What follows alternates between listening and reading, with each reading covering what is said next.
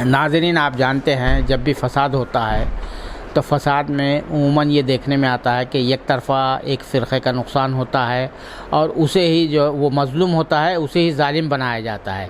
उसी तबके के जो है यानी मज़लूमों को ही बड़ी तादाद में गिरफ़्तार किया जाता है। यही चीज़ देखने में आ रही है नूह में भी।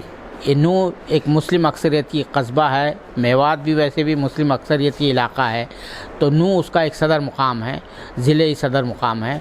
तो यहाँ पर भी जो है 31 जुलाई को जो फ़साद कराया गया था, तशद्दुद हुआ था, उसके बाद जो है एक तरफ़ा तौर पर मज़लूम तबके के अफराद को गिरफ़्तार किया जा रहा है और ऐसे लोगों को गिरफ़्तार किया जा रहा है कि वो जिस दिन वाक़या पेश आया था वो इस कस्बे में मौजूद ही नहीं थे, इस शहर में मौजूद ही नहीं थे। जाए व ख़ुद तो दूर की बात, वो इस शहर में ही मौजूद नहीं थे। तो इसी हवाले से हमारे साथ बात करने के लिए मौजूद हैं नूह के एक मोतबर और सीनियर वकील अख्तर अज़ीज़ साहब। तो ये बताइए कि अब तक कितने लोगों को गिरफ़्तार किया गया है जब से ये वाक़या पेश आया है? इस हादसे के बाद तकरीबन 250 के करीब लोगों को अरेस्ट किया हुआ है। कुछ अभी उन्होंने डिटेन किए हुए हैं, पूछताछ कर रहे हैं, अपना सिस्टम है इन्वेस्टिगेशन का। जी, तो इसमें कितने माइनर हैं? तकरीबन इसमें 30 के करीब माइनर हैं। अच्छा। और कुछ ऐसे लोग हैं जो इस घटना के समय कहीं बाहर थे। 31 का ये घटना है और वो 1 तारीख को आए या 2 तारीख को आए और आते ही उनको अरेस्ट करके इस झगड़े में यानी FIR में उनको मुलविस कर दिया। तो क्या ये जिन लोगों को गिरफ़्तार किया गया है यानी जो यहाँ मौजूद नहीं थे, नूह में मौजूद नहीं थे जिस दिन वाक़या पेश आया था, उनका कोई हिस्ट्री है क्या, क्रिमिनल बैकग्राउंड है कुछ इस तरह से क्या उनको गिरफ़्तार किया?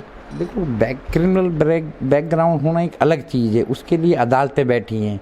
अदालत उसके ख़िलाफ़ अगर कोई ऑलरेडी पहले से कोई है तो अदालतें फैसला करेंगी, बरी करेंगे, सज़ा करेंगे, क्या करती हैं। लेकिन ये कोई क्राइटेरिया नहीं है, ये कोई पैमाना नहीं है कि उसकी किसी आदमी की क्रिमिनल बैकग्राउंड है और वो उस झगड़े में मौजूद ना है तो इसलिए उसको पकड़ लेना, उसके ख़िलाफ़ मुकदमा देना, ये सरासर कानून के गैर कानूनी है, कानून के ख़िलाफ़ बात है। दूसरा कानूनी पहलू ये मैं जानना चाह रहा हूँ कि ये जो है नया जो तरीक़ा शुरू हुआ है बुलडोज़र कल्चर का, जो है पनिश करने के लिए और एक ही तबके को निशाना बनाया जाता है, तो यहाँ पर कितने जो है मकानात, दुकानों को उसको जो है बुलडोज़र से जो है ज़मींदोज़ कर दिया गया, डिमोलिश कर दिया गया? तकरीबन 100 से ज़्यादा दुकानें और पक्के मकान तकरीबन 4-5 उन्होंने इस तरह से बग़ैर किसी नोटिस के दिए, मालिक को बग़ैर इत्तला किए, उनको पहले इंटीमेशन नहीं दिया, कम से कम वो अपने सामान को, खाने पीने की ज़रूरत की चीज़ें हैं और बहुत सी चीज़ें होती हैं घरों में, वो निकालने का मौका नहीं दिया।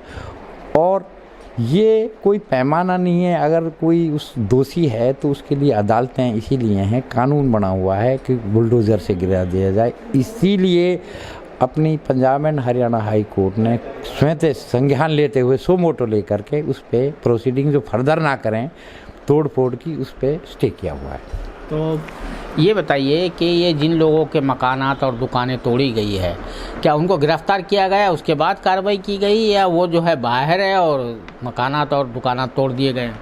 कुछ ऐसे हैं जिनकी गिरफ़्तार भी कर लिया और उनके मकानात और वो जो उनकी रेहड़ी या कुछ इस तरह से टीन टप्पर के वो बनाए हुए थे सड़क के साथ, उन्होंने कुछ खाने कमाने के बरसरे रोज़गार के लिए, उनके भी तोड़े, कुछ के बगैर उसके भी तोड़े।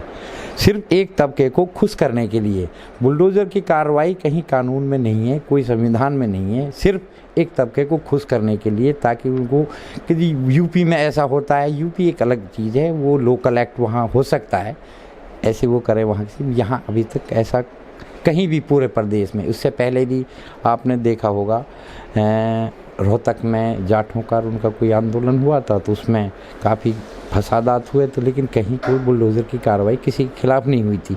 तो इससे ऐसा महसूस होता है कि एक तबके को खुश करने के लिए ये कार्रवाई की गई है। ये मोनू मोनेसर और बिट्टू बजरंगी यहाँ पर जो है बड़े उनके खिलाफ गमो ग़िस्सा पाया जाता है, मेवात में गमो ग़िस्सा पाया जाता है। आपने पुलिस में दरख्वास्त भी दी है कि भाई इसके ख़िलाफ़ FIR दर्ज की जाए और इसके ख़िलाफ़ कार्रवाई की जाए, तो उसमें कहाँ तक पेशरफ्त हुई है और क्या वजह क्या है कि यहाँ पे इन दोनों के ख़िलाफ़ क्यों गमो ग़िस्सा है? दरअसल बात क्या है कि कोई कहीं आए कहीं जाए, चाहे धार्मिक यात्रा हो या घूमने फिरने के लिए, किसी को कोई पाबंदी नहीं है हिंदुस्तान में, ना हमारे संविधान में, कानून में। लेकिन एक जो ऑलरेडी पहले किसी मुकदमे में दोषी है, वो राजस्थान का एक मुकदमा है, उसके इल्ज़ामात हैं कि उनको 2 बच्चों को उन्होंने जला कर मार दिया था, तो यहाँ पहले ही इस बात का वो रंजोगम था इस बात का।